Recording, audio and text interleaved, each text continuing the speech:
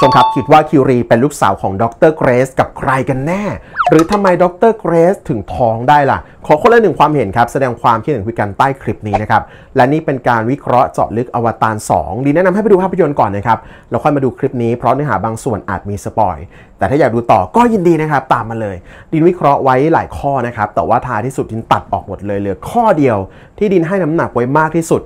คิวรีเป็นลูกสาวของดรเกรซที่เกิดจากจิตวิญญาณของดรเกรซเองที่เชื่อมโยงกับเอวาการที่ดรเกรซเขาท้องนะครับน่าจะมาจากพรที่เอวาเป็นผู้ประทานให้ครับและนี่ถือว่าเป็นสิ่งมหัศจรรย์ที่เกิดขึ้นจริงบนดาวแพนโดรายิ่งเป็นการตอกย้ำถึงการมีอยู่จริงของก็เอวาเนี่ยแหละเอวาที่ทุกคนเคารพศรัทธาเป็นเหมือนเทพองค์เดียวที่พวกเขาเชื่อเป็นศูนย์รวมจิตใจเป็นจุดเชื่อมโยงจิตวิญญาณทั้งหมดทั้งมวลเป็นผู้บันดาลเป็นแบบทุกสิ่งทุกอย่างเลยครับคุณผู้ชมแม้แต่ตัวของดรเกรซเองนะครับที่ใช้ทฤษฎีใช้วิทยาศาสตร์มาตอบกับทุกเรื่องนะครับยังตอบไม่ได้กับจุดนี้ที่เขาพยายามตามหามันอยู่ก็คือรุกขชาติแห่งวิญญาณคุณผู้ชมจำได้ไหมครับที่เป็นจุดที่พยายามจะรักษาดรเกรซเองเนี่ยปรากฏว่าจริงๆแล้วไอ้จุดนี้เขาอยากจะเข้าไปนานแล้วนะครับคุณผู้ชมแต่เข้าไม่ได้เพราะว่ามันมีกฎว่าห้ามคนนอกเข้าไปไงอยากจะเก็บตัวอย่าง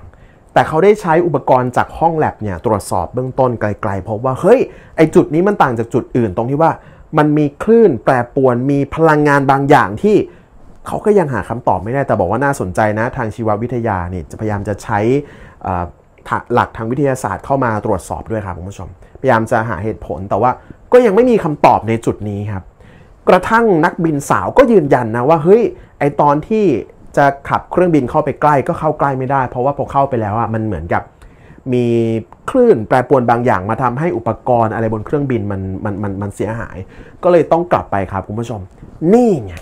ตอกย้ำถึงความมหัศจรรย์ที่แม้แต่ตัวของดรเกรซเองก็หาคำตอบไม่ได้ดินจึงสรุปไว้แบบนี้ว่าคิวรีเป็นลูกสาวของดรเกรซที่เกิดจากจิตวิญญาณของเกรซเองนั่นแหละที่เชื่อมโยงกับเอวารับรู้ในนาทีสุดท้ายของชีวิตจริงๆนะครับเอวาเป็นผู้ประทานพรเป็นสิ่งมหัศจรรย์และตอกย้ำถึงการมีอยู่จริงของเอวาคุณผู้ชมล่ะครับคิดเห็นยังไงกับเรื่องนี้จะเห็นเหมือนดินเห็นต่างหรืออยากจะเพิ่มเติมอยากจะช่วยขยี้ก็เต็มที่ใต้คลิปนี้เลยนะครับและเรามาขยี้กันต่อกับประเด็นนี้นะครับที่อาจจะเป็นสิ่งที่สนับสนุนนะครับถึงจุดที่ดินสรุปเอาไว้นะครับพูดถึงเกรซก่อนนะครับร่างมนุษย์ร่างอวตารก็มีคนพูดว่าเฮ้ยดรเกรซเนี่ยไปมีความสัมพันธ์กับใครหรือเปล่าตัวละครในเรื่องก็มีการพูดทิ้งคำถามเอาไว้ question mark เอาไว้ด้วยก็ไม่ได้เฉลยนะครับกับนอมหรือเปล่าหรือว่ากับใครหรือเปล่าแต่ว่าถ้าเราสังเกตดูเกรซเป็นคนที่แบบตั้งใจทำงานและดูไม่ได้จะไปมีความสัมพันธ์กับใครมันไม่ได้มีเส้นเรื่องมาทางนี้เลยนะแล้วตัวของเกรซเนี่ยในช่วงท้ายเธอถูกยิงที่บริเวณเนี่ยท้องหนักเลยนะถ้าเกิดว่าท้องจริงๆหรือว่าท้องอยู่ลูกก็ไม่น่าจะรอดหรือเปล่าหรือร่างอวตารครับคุณผู้ชมที่ก็ดูไม่ได้จะไปมีความสัมพันธ์กับใครเลยท้องก็ยังแบนราบอยู่เลยครับมันยากมากที่จะบอกว่าเฮ้ยจะเป็นใครมามีความสัมพันธ์หรือว่าจะตอบในทางวิทยาศาสตร์ณเวลานี้ยังไม่สามารถตอบได้ครับคุณผู้ชมแต่ถ้าพูดถึงนาทีสุดท้ายวาระสุดท้ายของชีวิตของเกรซซึ่งถูกยิงครับคุณผู้ชมชาวเผ่าโอมาติกาย่านะครับทำพิธีเอาเธอวางไว้ที่ด้านใต้ของต้นไม้รากไม้นะครับก็อบอุ้มเธอแล้วก็มีร่างอวตารอยู่ด้วยทำพิธีตามหลักแล้วเนี่ยก็มีการบอกว่าเกรซจะต้องผ่านเอวาจะต้องเห็นนะครับแล้วก็กลับมาแล้วมันอาจจะทำให้การนี้สำเร็จก็คือย้ายร่างย้ายจิตวิญญาณมาสู่ร่างอวตารและอยู่โดยถาวรเลยเหมือนอย่างที่เจคซัลลี่ทำนะครับเหมือนอย่างที่เขาทำให้เจคแล้วก็สำเร็จแต่กับเกรซไม่สำเร็จครับคุณผู้ชมส่วนหนึ่งดินมองว่าอย่างนี้ครับมันเป็นเพราะว่าอย่างที่ผู้นำเผ่าเขาบอกเลยว่าเขาเจ็บหนักเขาบาดเจ็บหนักเขาไม่ไหวแล้วเขาอ่อนแอมากเกินไปคือถ้ามาไวกว่านี้รอดแต่ถ้าสังเกตดูถ้าย้อนไปดูนะเกรซน่าจะผ่านเอวาละเห็นพอรู้ว่าไม่รอดคือเขาไปต่อไม่ได้ไงกลับมาที่ร่างนี้เขาถึงถอดหน้ากากออกแสงที่มันแบบวุบวาบเชื่อมโยงทุกอย่างมันกลับดับลงนะครับเกรซถึงบอกสุดท้ายว่าเนี่ยเอวามีอยู่จริงนะเขาเห็นเอวาแล้วนี่ไงที่ตอกย้ำถึงการมีอยู่จริงของเอวาและที่สำคัญนะครับถ้าพูดถึงตามหลักแล้วว่าเอวาก็ไม่น่าจะไปฝืนความเป็นความตายได้คือเกรซก็สมเหตุสมผลตามหลักเลยพื้นฐานความจริง คือถูกยิงอาการสาหัสขนาดนั้นมาช้าก็ต้องตายก็เกือบจะตายเอวาคงไม่ไปฝืนเขาคงไม่ไปฝืนเกิดแก่เจ็บตายไม่งั้นเขาก็ช่วยทุกคนไม่งั้นเขาก็ช่วยลูกชายของเจคไปแล้วนี่ไม่ได้ช่วยครับฝืนไม่ได้แต่ว่ายินว่าไอ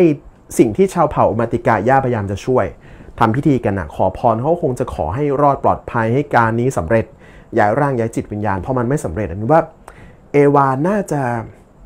มอบสิ่งนี้อย่างที่บอกว่าเป็นการแบบประทานพรมาให้ร่างอวตารของดร. เกรซเนี่ย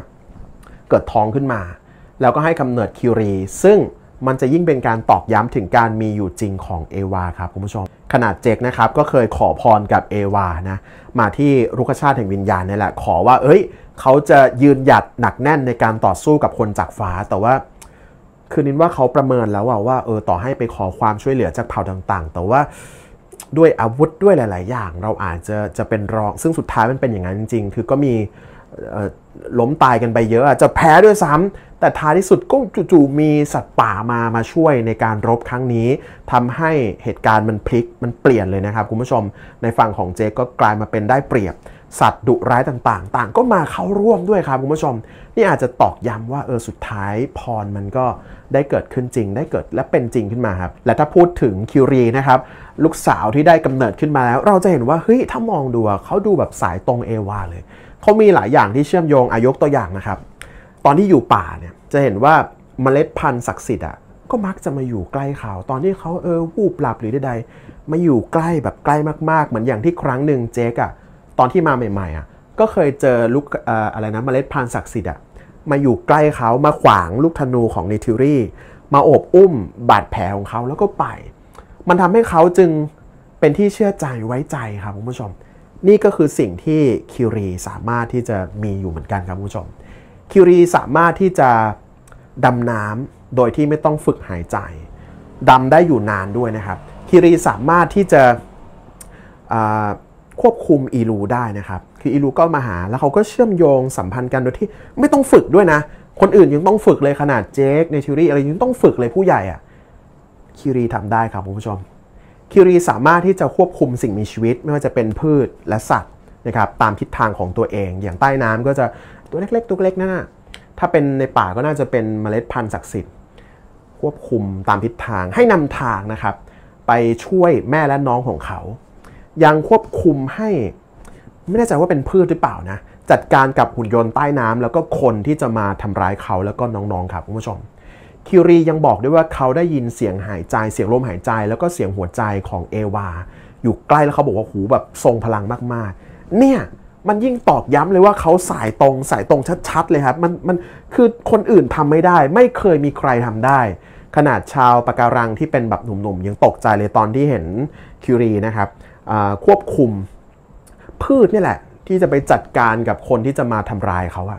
งงเลยครับคุณผู้ชมยินว่าจริงๆเราเกือบที่จะรู้คำตอบด้วยซ้ำไปครับไอตอนที่คิวรีเขาไปซาเฮลูนะครับไปเชื่อมสัมพันธ์กับต้นไม้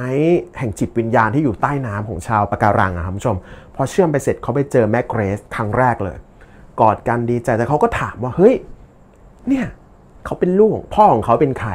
แล้วพระแม่ผู้อบอุ้มต้องการอะไรจากเขากันแน่นี่ว่ามันเป็นคำถามที่อยู่ในใจและเขาพยายามตามหามาตลอดปรากฏว่าเกรซเหมือนจะตอบเหมือนจะตอบอีกนิดเดียวเราจะรู้แล้วแต่ว่าเกรซก็ถูกแบบ